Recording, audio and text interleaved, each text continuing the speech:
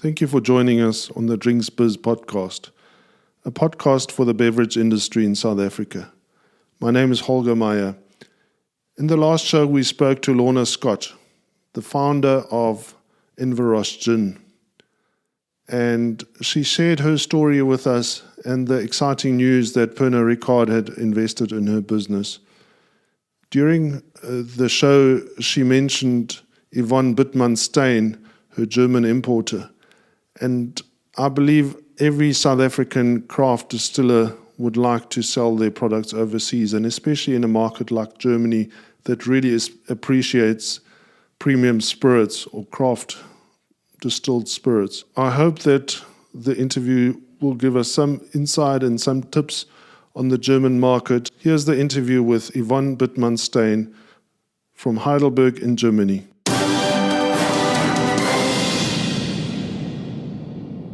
In the last podcast, I spoke to Lorna Scott from Inverroche, and after that discussion, I really wanted to catch up with Yvonne in Germany.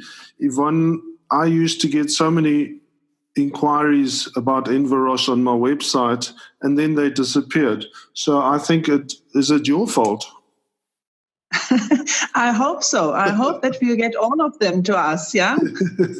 Yeah, they seem to have dried up. So I didn't realize that there was, that you had started distributing Inverroche in Germany. When did you start working with Lorna? We started in 2011 already, when Inverroche just started, and it was very, very, very small. It was just Lorna, Margie, and Liane. And we got to know Inverroche when we went to South Africa. My husband is South African, as you may know. And my friend Susanne, she moved a Michelin star restaurant from Germany to South Africa, and we were looking for new opportunities. And we found Inverroche in the wine village in Hermanus, and there were just 3 bottles standing there. So we were not allowed to have a sip. We can just have a smell. And already the smell was so much different to whatever we had before that we said we must bring this great product to Germany. And then all started. And I think we received our first batch from Lorna beginning 2012. So were you in the gin business? Not really. My friend Susanne, we are doing the business together. Yeah. She is WSET. She is a wine and spirit expert. Okay. So she is already in that business, and I was always in the art business, but as well in the food and beverage business when it comes to premium products. We used to do champagne and wine, but not really spirits before. So Inverroche was our start. So but you had an established distribution business in Germany? No, we didn't. We started just as small as Lorna, very small. It was just the 5 women we started with. And we grew with them. So in Germany, things are a bit different than in South Africa because you don't need a liquor license to sell alcohol. Exactly. So did you just start selling to liquor retailers or specialist wine shops, or how did you start? We started first with the specialist wine shops. We started with some restaurants, with some bars, but very small. And I think every year we doubled our sales till today. And now it is a nice company we're having, and with some people in Germany traveling the whole time and trying to sell this wonderful product. And did you manage to get listings in the big chains, or is it still in the independent stores? Yes, we do. Yes, we do. We have some chains, big chains, and we got listings there. I mean, it all takes time, as you may know, and Germany maybe even longer, because we are having in Germany like 350 distilleries as well. So the market is already, I don't want to say flooded, but there is a lot on the market, and you must have a very special, unique product to get in.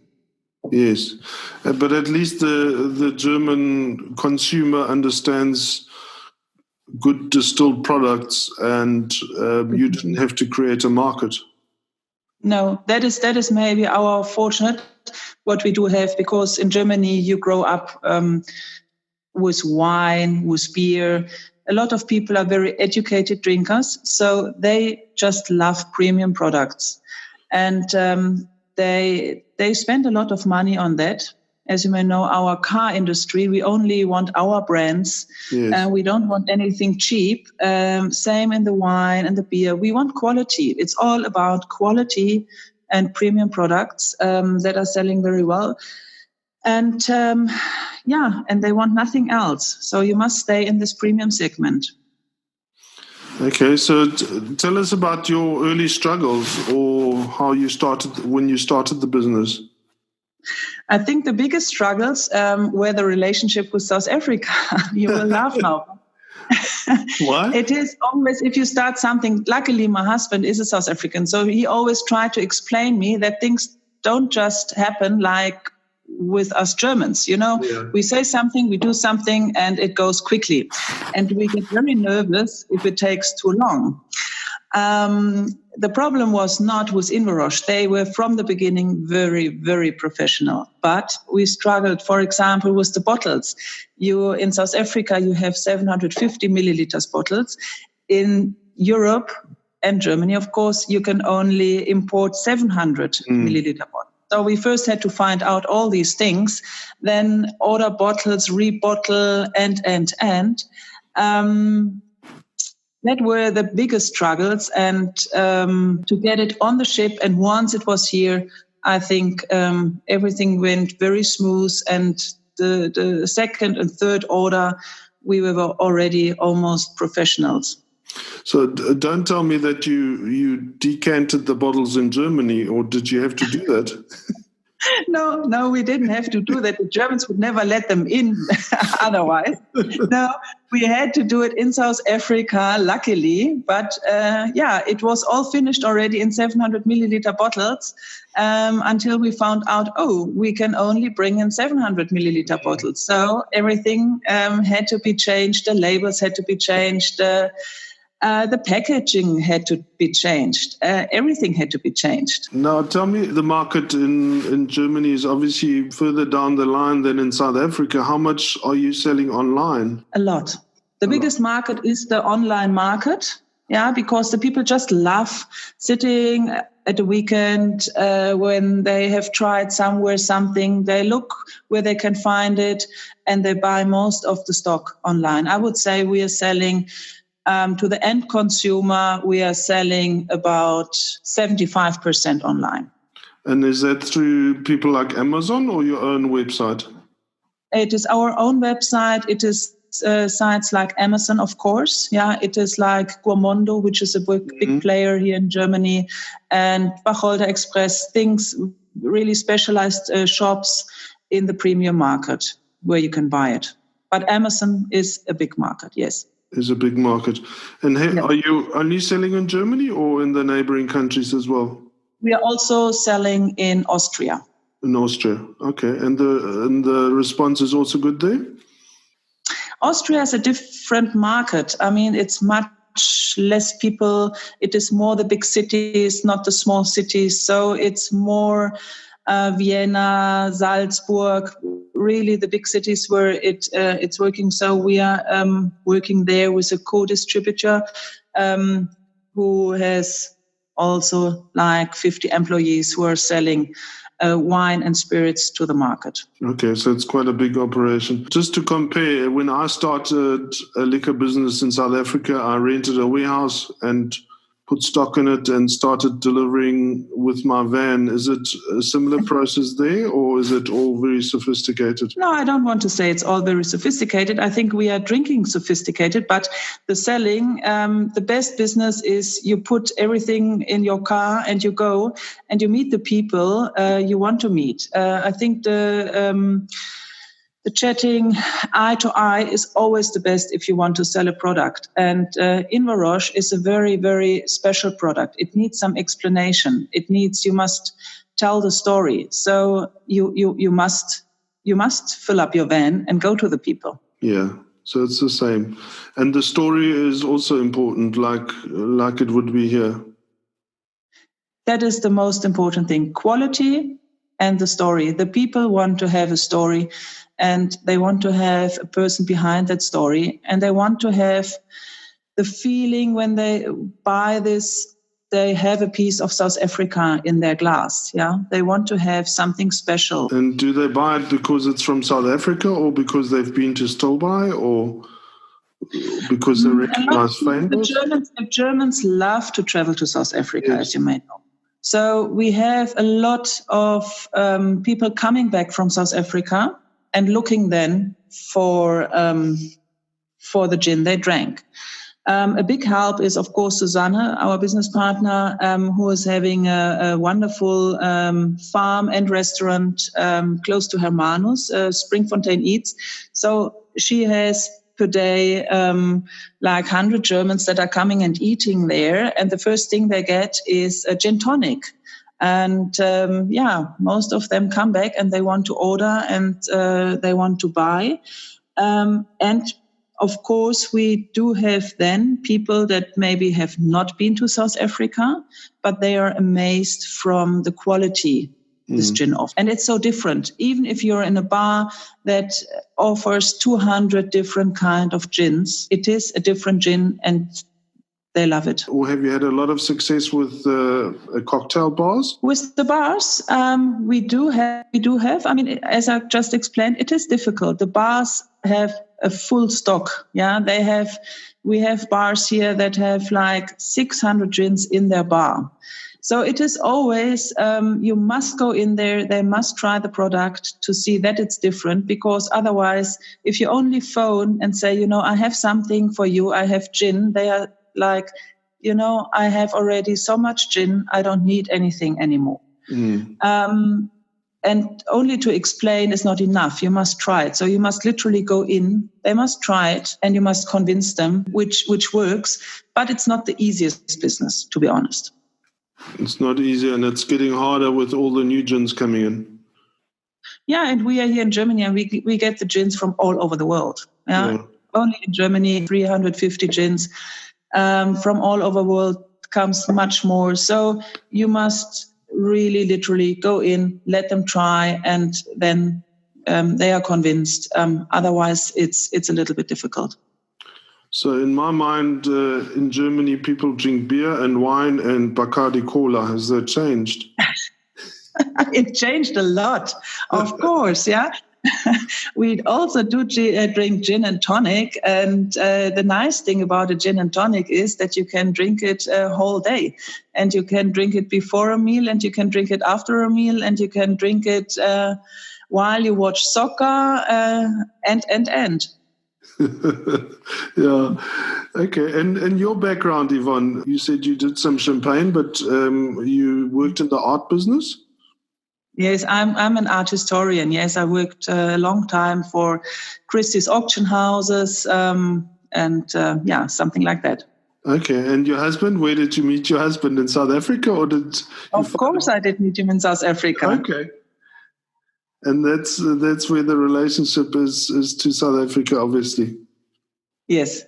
And of course, my friend Susanna, she used to live here in Germany, ran a restaurant, Michelin star restaurant, with her husband for over 20 years. And then she moved that restaurant, I think 5 years ago. And we said we must stay in touch, yeah. And then the best business is the gin business. That's for sure. And is your husband also involved in the business? Yes, he is. Yes. Okay, so it's a full-time. Not just much. Yes, it's a family business. Yeah. Going forward, do you see still growth in the business? Definitely. I think we are really only starting, really, because we see also in Germany, even we are very educated drinkers, and even everyone says, okay, the gin business maybe is now at the peak and will go down. I see it completely different, and I think there's still so much to come, and people just start drinking and understanding the premium gin, and they want more. When I visit Germany, I'm always overwhelmed by, just in the supermarkets, by the range of spirits. But where do I find these specialty shops? Is there a website or a list where one can find these places, or what are they called? You can find, of course, a lot of shops. Every good shop has an online shop as well. Okay. So you just Google and you say the brand you want and the region, and you will find something. Mostly you find us really in exclusive spirits and wine shops, but you can find us as well in the quality supermarkets. Okay. In the rain. And then I heard that Germany's whiskey business is also doing very well. It's also doing very well, but I'm not at all in the whiskey business, to be very honest. I'm only focused on gin. Only do gin. And tonic water, of course. We are also importing the tonic water from South Africa. Okay, and how is that selling? Very, very well. We had a little bit difficulties because also Germany is very special in here. If you are selling tonic water, we are doing Barker and Quinn and Fitch and Leeds exclusively for Germany. You are not allowed to, you can import the cans, but you can't sell them to the supermarket if you don't have, like we call it, deposit stickers. Yes. So you must apply for this. And we are now finally through, after 1.5 years of, they approved our company and us and. We got the stickers. They should arrive today in South Africa. And you need these stickers on the cans and on the bottles, and only then you can sell them. But it's going very well, and I must say it's a big market here in Germany. But that's quite a different market because it's bulky and not so valuable. So is that also an online thing? Yes, it is also mostly goes online, but there we also have the big shops, not only the premium shops, normal shops where you can, normal supermarkets we deliver where you can buy it then. Advice for South African manufacturers? First of all, take your time, really create a unique product, keep it premium. And then quality. Do you get a chance to travel to other countries like the UK and? Yes, of course we do. I mean, we sit in Europe, and from my house, for example, to France, it's like 2 hours. To Switzerland, it's 2.5 hours. UK, we do fly, but it's all very close to us. And do you go to the gin festivals in the UK? Till now, we haven't been there. I mean, we go there as a visitor, but we haven't been there. Because we are not distributing in UK. That is another person. But of course, we go there and have a look. Yeah. And we also have lovely festivals here in Germany. I mean, we have the BCB. It's the biggest spirit fair in Europe, I think, in Berlin, taking place. Yeah. And which part of Germany are you based? I'm based in Heidelberg. That is in the middle of Germany, close to Frankfurt Airport. And Heidelberg is the center of rugby, I think, in Germany. Heidelberg. You're so right. Yes, we are having like 4 teams that are playing in the highest league in Heidelberg. That is. And we do have a South African player there as well. It's the cousin of my husband. He plays there at the moment. Okay. Yeah, when I was at the Oktoberfest the last time, I met a whole lot of people from Heidelberg from the rugby side. Oh, I hope they behaved. No. I can imagine. Well, thanks for talking to us today, Yvonne. It was a great pleasure. And we look forward to hearing more good news from Germany. We love it when our South African products do well overseas, and it's good to hear that positive news from you. And yeah, thank you very much. Thanks to you, Holger, and say hello to South Africa from Germany. When is your next trip to South Africa? Next year in March, April, we are coming down again. Maybe we can meet then. Definitely. It's a promise this time. Thank you, Yvonne. What is your company called, Yvonne? It's called Südafrika Genuss. That means South African enjoyment. Maybe there's some opportunities with Yvonne from Südafrikagenuss.de. Thanks for talking to us today. Thanks, Holger. Have a great day.